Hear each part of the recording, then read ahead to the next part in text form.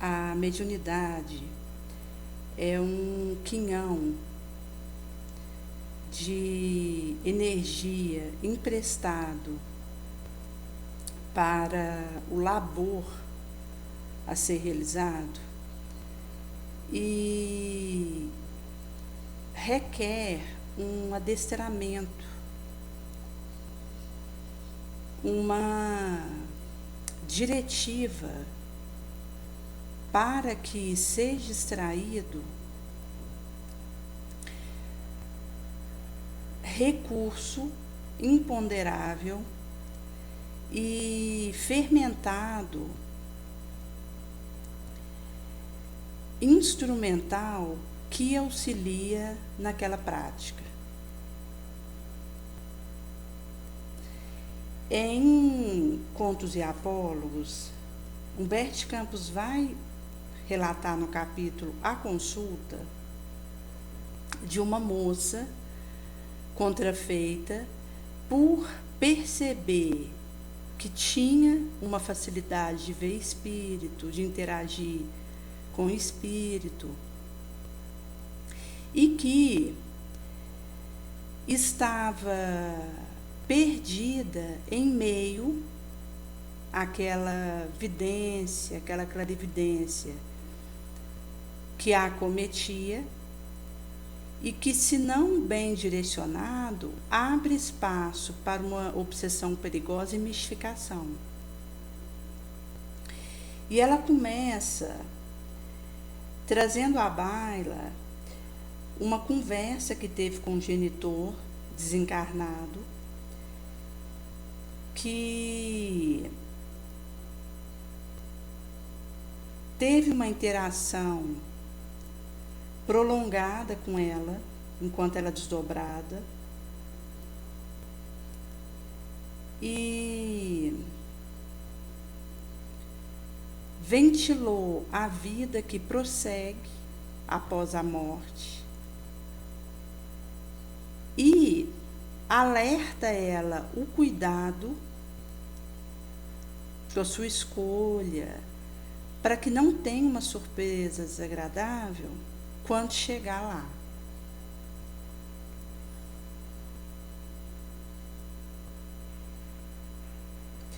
E quando ela teve esse momento emotivo com o genitor, começa a gritar, apavorada, pelo despreparo que ela trazia para lidar com esse tipo de surpresa.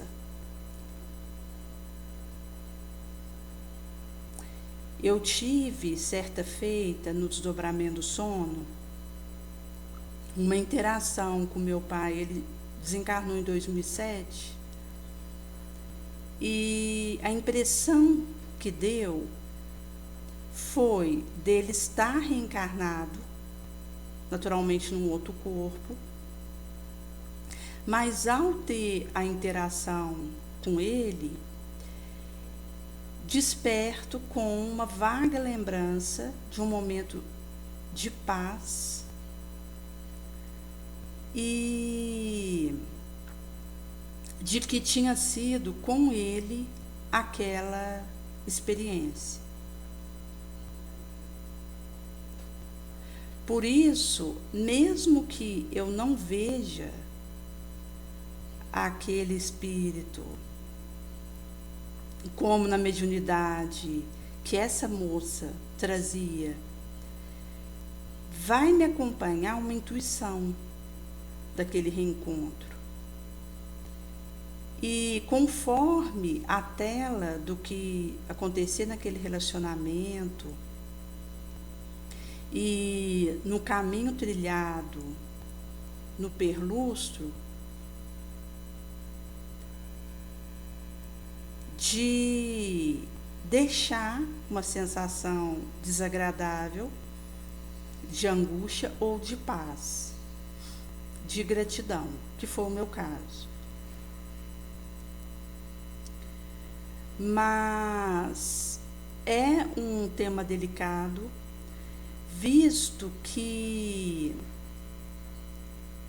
se eu procuro encontrar com alguém que desencarnou, isso é temerário, por não saber onde esse espírito está hoje. Que ele pode estar em tratamento no astral, pode estar reencarnado, pode estar numa situação complicada no astral mesmo, que é algo inabordável para nós. Mas sempre poderei beneficiá-lo com a minha prece, com o meu pensamento positivo.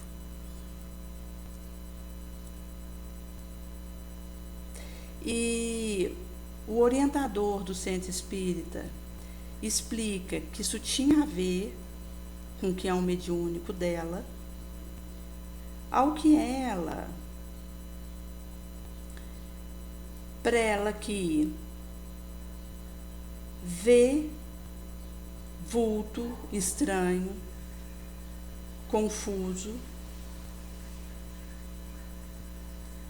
antes que ela venha dormir, e mesmo na vigília, quando está em interação com alguém,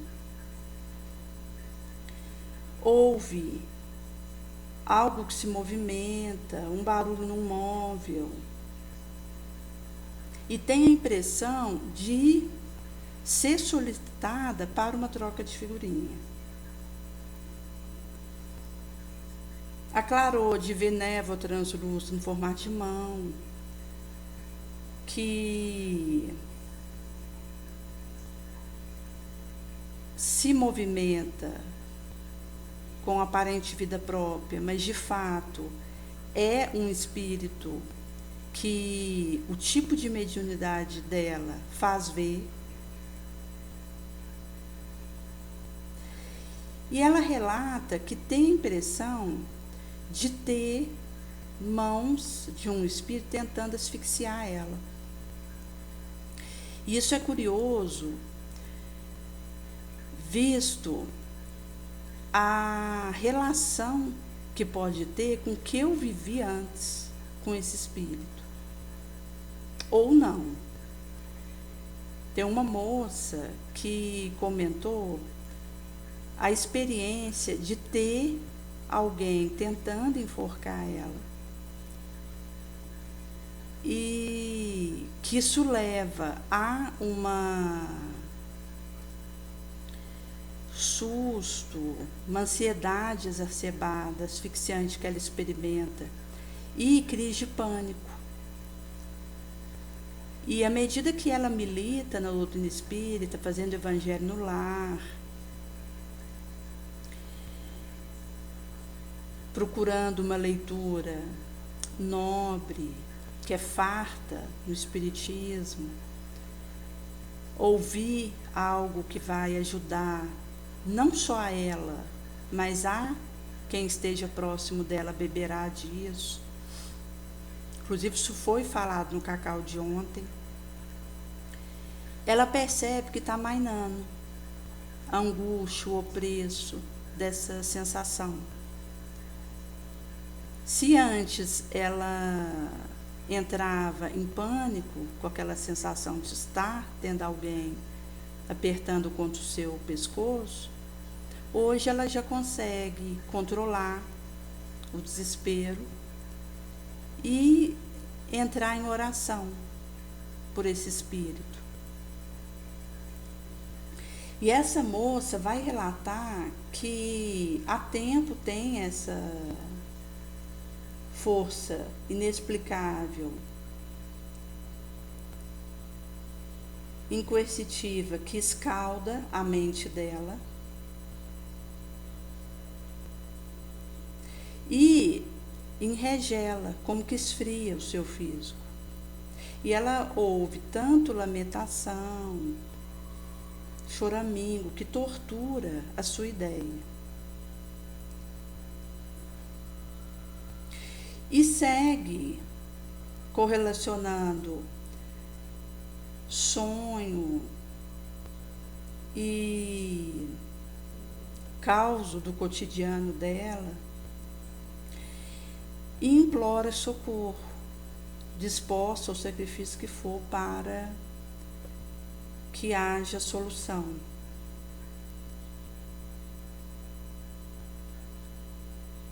E explica que a solução disso está no imo dela mesma, que ela precisa aprimorar sua própria personalidade, se estudar, aprofundar no conhecimento da doutrina espírita, para que isso a leve a dilatar a virtude, o domínio do seu pensamento, ter uma visão num golpe da vida com mais largueza, amplitude, e o serviço na sementeira Bonana, que vai atrair a simpatia, a cooperação, o auxílio na direção do que ela realiza. Ou seja, ela precisa disciplinar a emoção, renovar a mente, ter uma meditação próspera, um esforço persistente, resiliente. E coloca que não é uma drágia que eu vou rente num balcão da farmácia e compro de um terceiro, mas algo que eu elaboro e construo no gemal do meu coração. E aqui surge a arena do Espiritismo como um valioso, feliz campo de luta, onde é possível conhecer e desbravar com mais segurança e possibilidade a minha energia psíquica, tipo de mediunidade que trago, a possibilidade que isso leva, ao qual vou poder enriquecer e agregar pela caridade em ação, conduzida de forma equilibrada, elevada, e a cultura edificante. Visto tudo. E esse assunto é delicado, conforme abordado em Missionários da Luz por André Luiz, que vai dizer no capítulo A Oração, na última parte desse capítulo supracitado, acerca de Cecília, que era um espírito de oração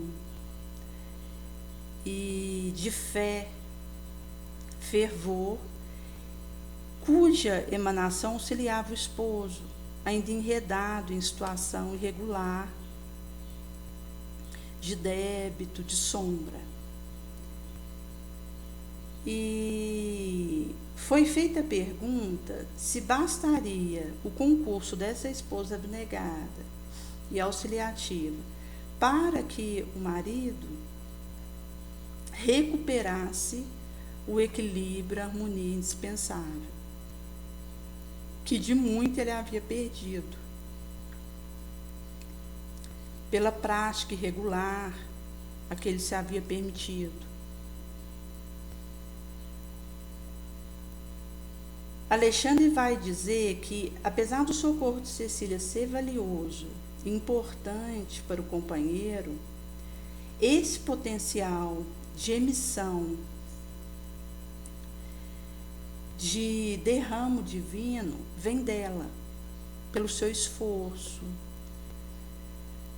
e é um fruto incorruptível, indefectível, daquilo que ela preliou até ali. No caso do esposo, é aquele acréscimo da misericórdia, que, por meio do trabalho, do suor e do seu sangue, ele vai anexar em definitivo,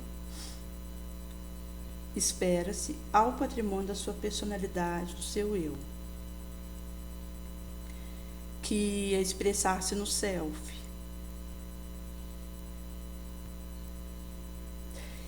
E vai ser aclarado que receber um auxílio bom não significa que eu seja boa. Se em recebendo e abeberando dessa fonte cristalina,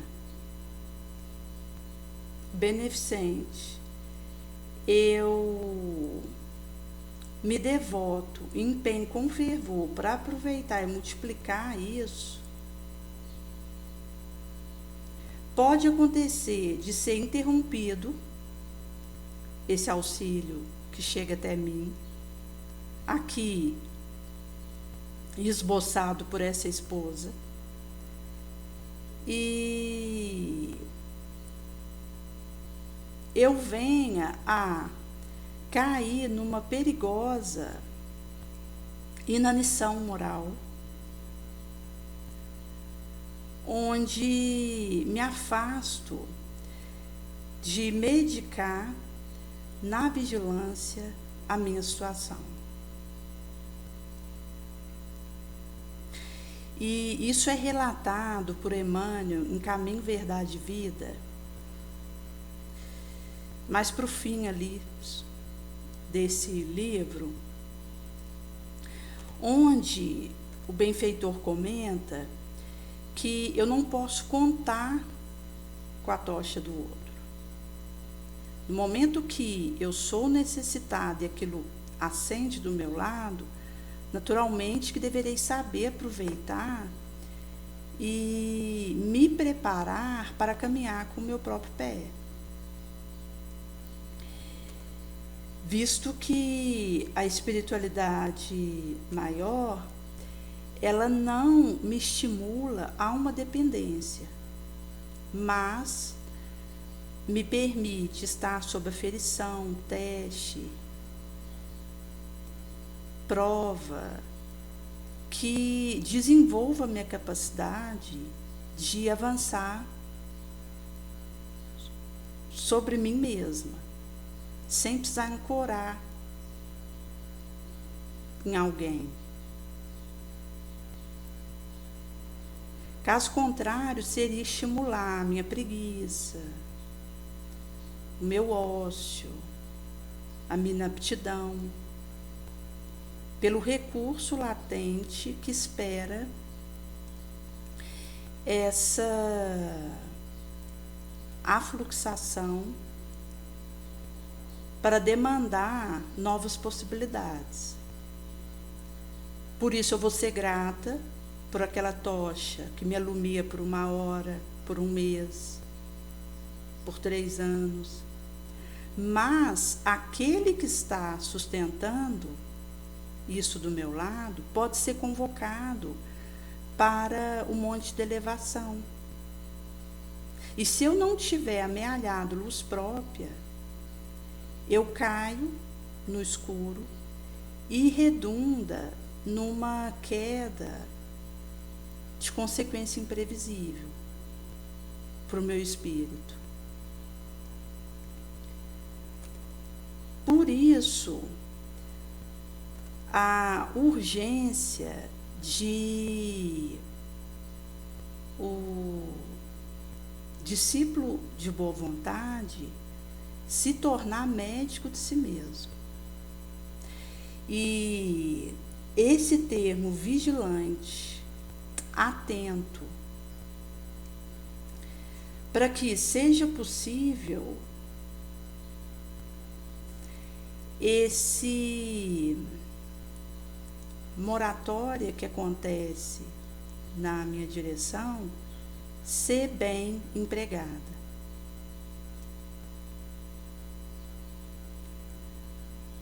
Mesmo pelo fato de, na condição de espíritos endividados, estarmos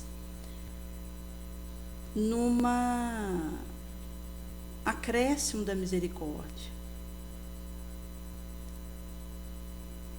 E necessitados de moratória para o bom aproveitamento dessa ensancha terráquea.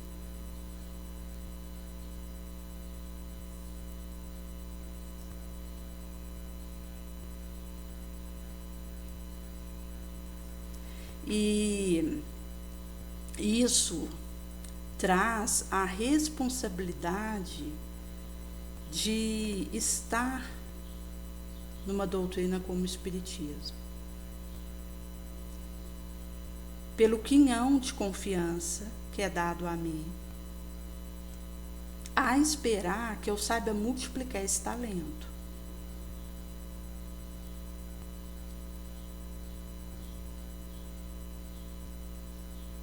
A luz, ela promana é do Cristo, que capacita e abre o caminho para irmos após, mas como na parábola dos talentos, ele vai aclarar que ao receber uma confiança, um conhecimento, um acréscimo de misericórdia, eu precisarei saber aproveitar para que devolva multiplicado o meu esforço.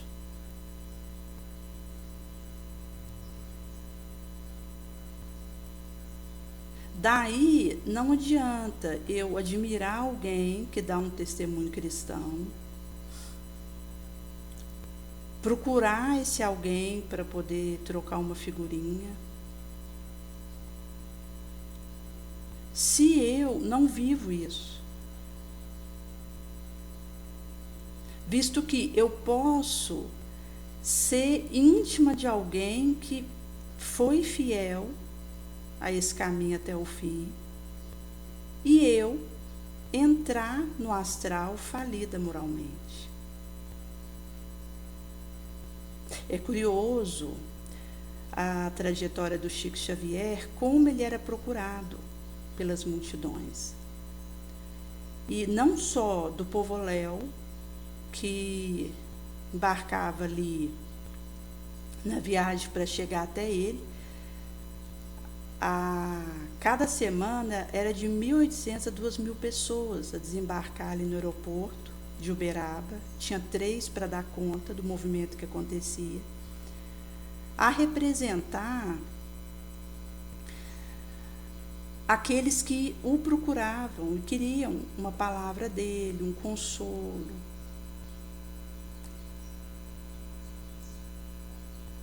Também um jornalista, um estrangeiro, todos acorriam para estar próximo dele. Mas urge considerar que aquilo que o Chico precisava nos trazer estava ali nos livros, naquilo que ele publicava, no testemunho de vida que ele dava.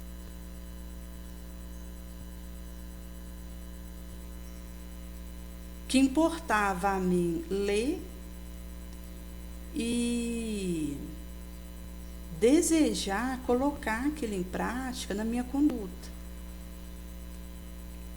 Caso contrário, eu vou ter alguém que positivamente conseguiu fazer esse caminho excelso como referência, vou desejar estar próximo de alguma forma e me despreocupo do burilamento moral que preciso fazer em mim e talhar na minha virtude, porta dentro da minha alma. E é um cuidado que nós precisamos ter, porque até que reconhecer aquele que faz um caminho ascensional, nós não temos dificuldade, mas nós temos facilidade de esquecer o que urge no alto trabalho de aprimoramento, de ascese moral.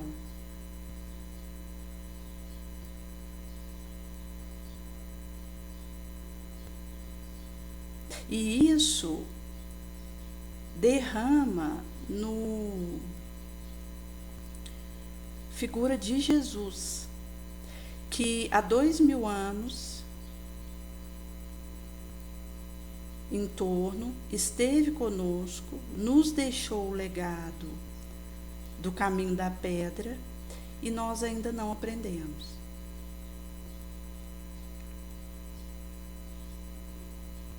Admiramos Jesus, o exaltamos, mas não conseguimos colocar em prática aquilo que ele viveu. Há pedir de nós essa acendimento de alerta.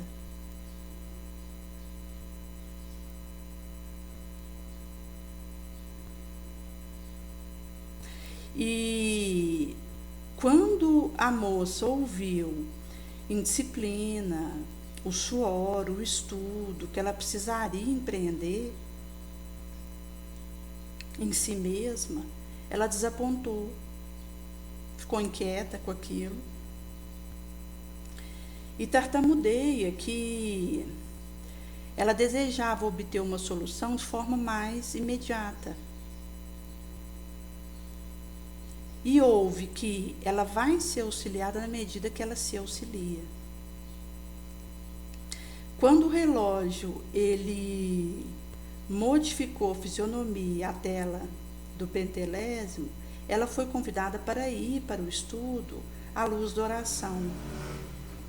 Como ela estava desencantada, desapontada com a situação, saiu sem a despedida.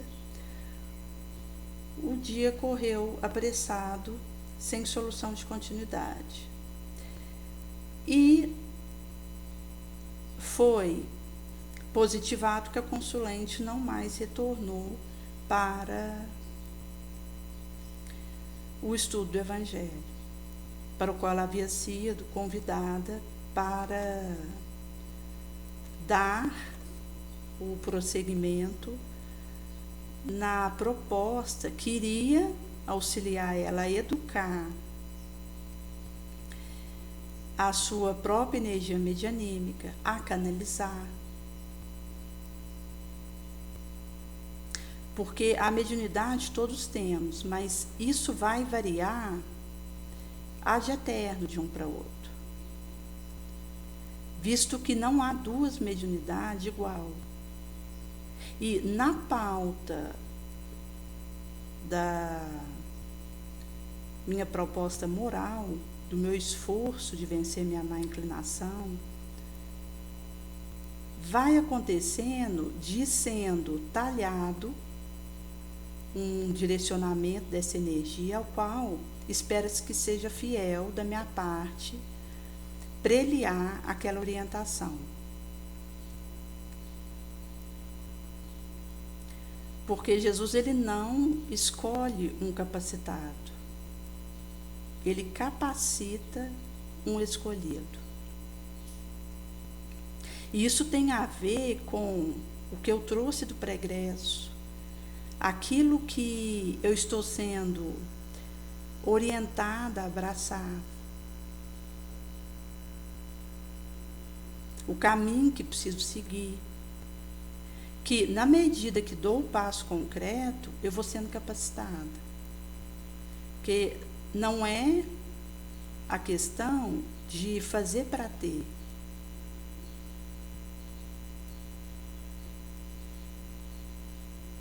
Mas em fazendo de fato, eu vou sendo capacitada. Daí, num golpe de frase, seria, não é ter para fazer, mas fazer para ter. Não no sentido de uma posse, porque é algo emprestado a mim, essa energia, mas de eu ir sendo burilada para o abraçamento daquela proposta e poder seguir nesse caminho. Estudo, oração, autoconhecimento.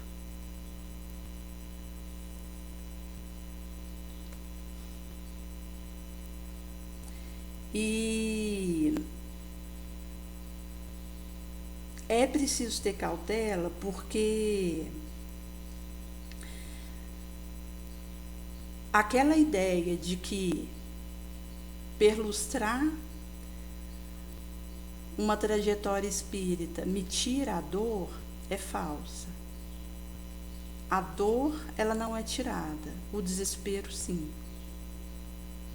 Visto que eu preciso criar resistência, humildade.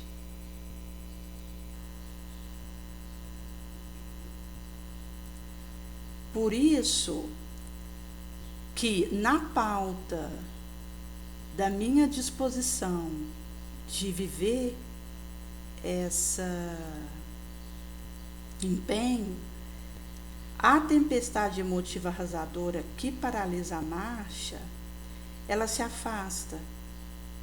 E a aflição, ela se torna o lume para o qual é permitido que eu a viva. De me tornar mais resiliente,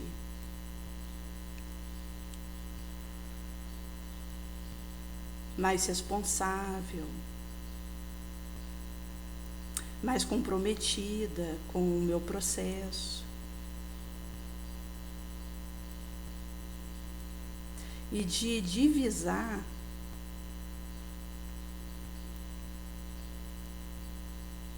um caminho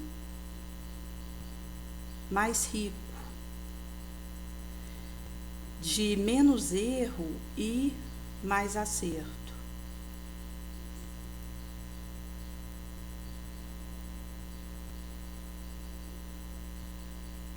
Por isso eu preciso pagar o preço do equilíbrio, o preço do acerto.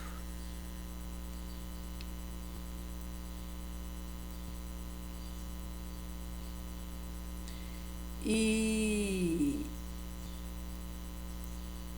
a mediunidade que não foi corretamente canalizada, e veja, isso não tem a ver com o que eu conheço ou estudo, mas com a minha moral, essa boa canalização, vai impingir uma obsessão para usar um sentimento de inferioridade para esmagar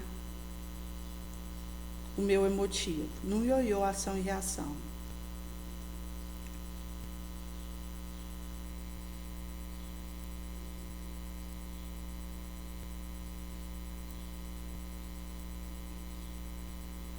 Chico dizia que ele não ia cair. E alguém retrucava, você vai cair. Ele respondia, eu não vou cair. Nessa velejatura, eu não vou ter queda. Aí, quando era dirigido para ele, por que ele afirmava isso?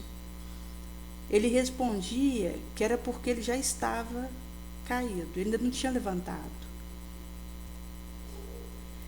E colocava-se como um verme rastejante, mas que estava indo sempre para frente. Porque eu posso, na condição de um verme rastejante, ir para trás, ou ficar dando volta na terra. Mas, se na condição desse verme rastejante eu me proponho a seguir, com humildade, eu vou ter lucidez suficiente para que a minha mediunidade não redunde em perigosa obsessão e me enlouqueça pela vaidade, pelo desequilíbrio. Daí que a urgência de buscar isso, lembrando que eu posso receber algo emprestado, uma confiança, uma moratória,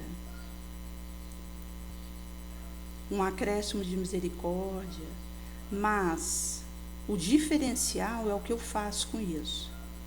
Não é quem eu sou, não é onde eu moro, não é o que eu faço, com quem eu convivo na lide da rotina, mas o que eu faço com tudo isso, no sentido direcionativo para essa meta que nos espera.